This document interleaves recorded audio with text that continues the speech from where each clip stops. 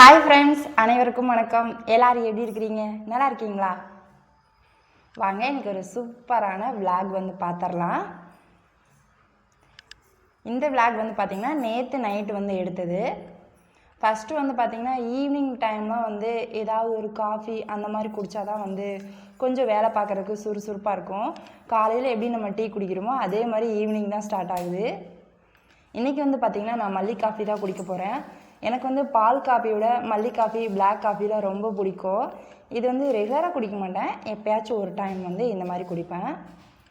நான் கொஞ்சம் இனிப்பு வந்து கொஞ்சம் தாராளமாகவே போட்டு குடிப்பேன். சர்க்கரை போட்டுட்டு மல்லி வந்து பொடியாக வந்து நுணுக்கிட்டு அதில் வந்து ஆட் பண்ணிட்டேன். நல்லா கொதிக்க விட்டு வந்து ஆற வச்சு குடித்தோம்னா சூப்பராக இருக்கும் மல்லி டீ.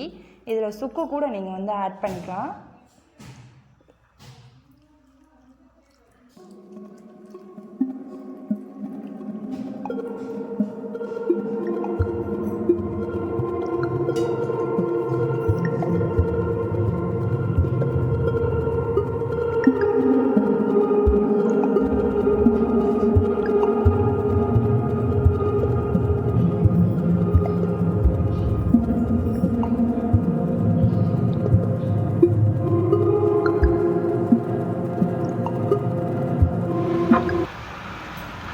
வாங்க சமைக்க ஆரம்பிச்சிடலாம். இப்போ வந்து பார்த்திங்கன்னா 4 முட்டை வந்து வேக போடுறேன்.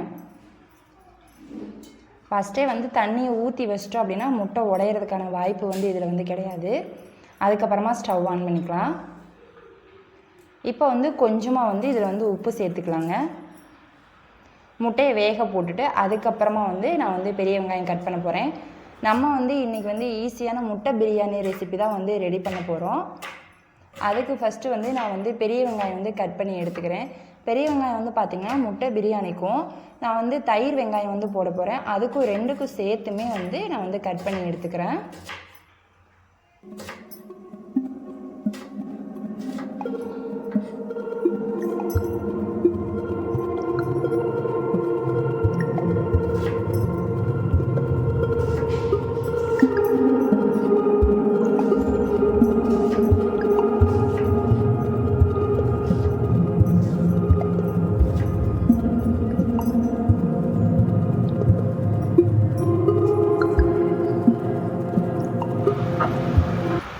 அவ்வளோதான், கட் பண்ணி முடிச்சாச்சு. இப்போ வந்து இதில் பாதி வெங்காயத்தை வந்து நான் தயிர் வெங்காயத்துக்காக ஒரு பவுலில் வந்து தனியாக வந்து எடுத்துக்கிறேன். வெங்காயம் கொஞ்சம் பிரியாணிக்கெலாம் கொஞ்சம் நிறையாவே போடணும்.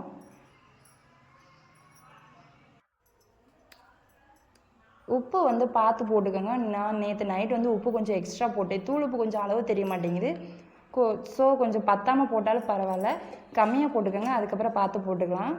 தயிர் வந்து பார்த்திங்கன்னா நான் 3 கரண்டி வந்து இதில் வந்து ஆட் பண்ணியிருக்கிறேன். கொஞ்சம் கொலன்னு இருந்தால் தான் நல்லாயிருக்கும் வெங்காயம் ஊறி வர்றதுக்கு. சாப்பாடு ரெடி பண்ணுறதுக்கு முன்னாடியே ஃபஸ்ட்டு இதை ரெடி பண்ணி வச்சுட்டோம் அப்படின்னா வந்து நல்லா வந்து ஊறி வந்துடும். சாப்பிட்றப்ப வந்து தயிர் வெங்காயம் வந்து சூப்பராக டேஸ்ட்டாக வந்து வந்துடும். நல்லா ஒரு பெரட்டி மூடி போட்டு மூடி வச்சிடலாம்.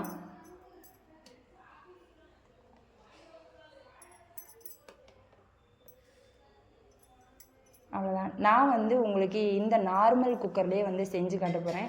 என்கிட்ட பிளாக் கலரில் குக்கர் இருக்குது. அதில் வந்து ரெசிபி வந்து செஞ்சு காட்டும்போது சரியாக தெரியாதுன்னு எனக்கு ஒரு மைண்ட் செட்டு. அதனால தான் அந்த பியூர் ஒயிட்டில் இருக்கிற இதில் வந்து நான் வந்து செஞ்சு காமிக்க போகிறேன். ஃபஸ்ட்டு வந்து கொஞ்சம் தேவையான அளவு எண்ணெய் விட்டுக்கோங்க. இதில் வந்து நான் 1 டீஸ்பூன் வந்து நெய் ஆட் பண்ணியிருக்கிறேன். நெய் வந்து ஆப்ஷனல் தான், நீங்கள் வேணும்னா ஆட் பண்ணிக்கலாம், இல்லைன்னா ஸ்கிப் பண்ணிடலாம். அதுக்கப்புறம் பார்த்திங்கன்னா 1/2 டீஸ்பூன் வந்து கடுகு உளுந்தம் பருப்பு.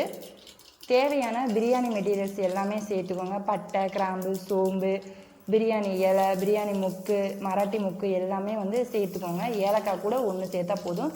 கிராம்புலாம் பார்த்திங்கன்னா ஆளுங்களை தவுந்து போட்டுக்கோங்க. ஒரு 2 பேர் 3 பேருக்குள்ளேனா 1 கிராம்பு போட்டாலே போதும், வாசம் வந்து சூப்பராக வந்துடும். அதுக்கப்புறம் கட் பண்ணி வச்சுருக்கிற வந்து பெரிய வெங்காயம், 1 பச்சை மிளகாய் வந்து சேர்த்துருக்குறேன். நல்லா வதங்கட்டும். வதங்கினதுக்கு அப்புறமா பார்த்திங்கன்னா 1 தக்காளி கட் பண்ணி வச்சுருக்கேன். 2 தக்காளி கட் பண்ணிங்க அப்படின்னா வந்து தக்காளி சாப்பாடு டேஸ்ட் வந்துடும். ஸோ தக்காளி வந்து இதில் வந்து நம்ம கம்மி பண்ணிக்கலாம். ஒரே 1 தக்காளி மட்டும் ஆட் பண்ணிக்கோங்க. இஞ்சி பூண்டு வந்து நான் இஞ்சியும் பூண்டையும் வந்து ஃபஸ்ட்டு வந்து அரைச்சி வச்சுட்டேன் சமையலுக்கு ரெடி பண்ணும்போது.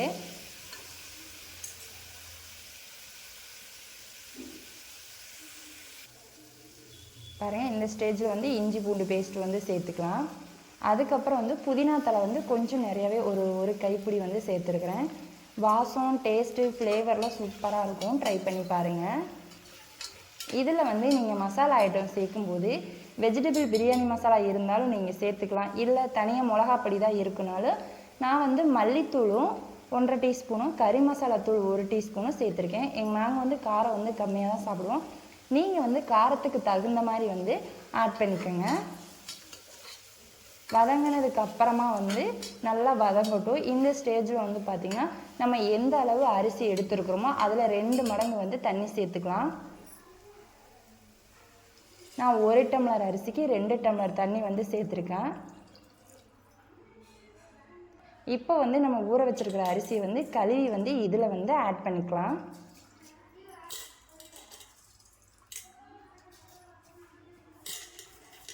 தண்ணியை நல்லா ஃபஸ்ட்டே வடித்து வச்சுருங்க. தண்ணி எக்ஸ்ட்ரா போச்சுன்னா சப்போஸ் நல்லா குழஞ்சி போகிறதுக்கு வாய்ப்பு இருக்குது. அப்புறம் குக்கரில் மேலே தண்ணி வர்றதுக்கு வாய்ப்பு இருக்குது. இந்த ஸ்டேஜில் வந்து தேவையான அளவு உப்பு சேர்த்துக்கோங்க. இந்த ஸ்டேஜில் உப்பு காரம் எல்லாம் கரெக்டாக இருக்கான்னு செக் பண்ணிக்கோங்க. ஃபைனலாக மூடி போட்டு மூடி வச்சு 3 விசில் விட்டு எடுத்துட்டோம்னா சூப்பரான முட்டை பிரியாணி வந்து ரெடி ஆயிரும்.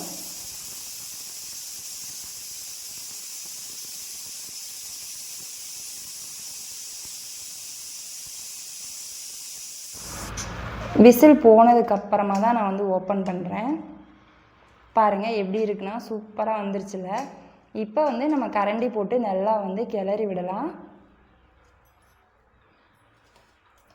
நல்லா அரிசி வந்து பார்த்திங்கன்னா சாதம் வந்து ஒன்றோடு ஒன்று ஒட்டாமல் நல்லா சூப்பராக வந்திருக்கு. நான் வந்து என்ன பண்ண போகிறேன்னா முட்டையை வந்து வேக வச்சு உரித்து எடுத்து வச்சுருக்கேன். அதை வந்து மசாலாவிலையோ நான் வேறு எதுலேயுமே வந்து போடலை.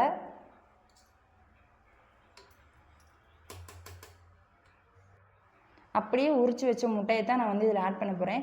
எனக்கு வந்து மஞ்சக்கருவெலாம் வெளியில் வந்துருச்சு வேகும்போது, வெளியே வந்த மாதிரி இருந்துச்சு. அதனால தான் நான் வந்து கீரி வந்து இதில் ஆட் பண்ணேன். நெக்ஸ்ட் டைம் இன்னொரு டைம் செய்யும்போது வந்து இதை கீரி எப்படி மசாலா தடவுறதுன்னு வந்து சொல்லித்தரேன். இப்போ வந்து ப்ளைனாக எப்படி செய்யலாம், அது சூப்பராக இருக்கும். இப்படியே வெறும் முட்டையை மட்டும் போட்டு மேலே வந்து சாதத்தை போட்டு விட்டுட்டோம் அப்படின்னா, போட்டு விட்டு ஒரு 5 நிமிஷம் மூடி வச்சுட்டோம் அப்படின்னா சூப்பராக இருக்கும். அதோட டேஸ்ட் வந்து இந்த ஃப்ளேவர்லாம் உள்ளே இறங்கி நம்ம சாப்பிடும்போது இந்த முட்டை பிரியாணி வாசத்துக்கும் இந்த முட்டைக்கும் அவ்வளோ டேஸ்ட்டாக இருக்கும். நீங்களும் வீட்டில் மறக்காமல் ட்ரை பண்ணி பார்த்துட்டு டேஸ்ட்டு எப்படி இருந்துச்சுன்னு சொல்லிட்டு கமெண்ட் பண்ணுங்கள்.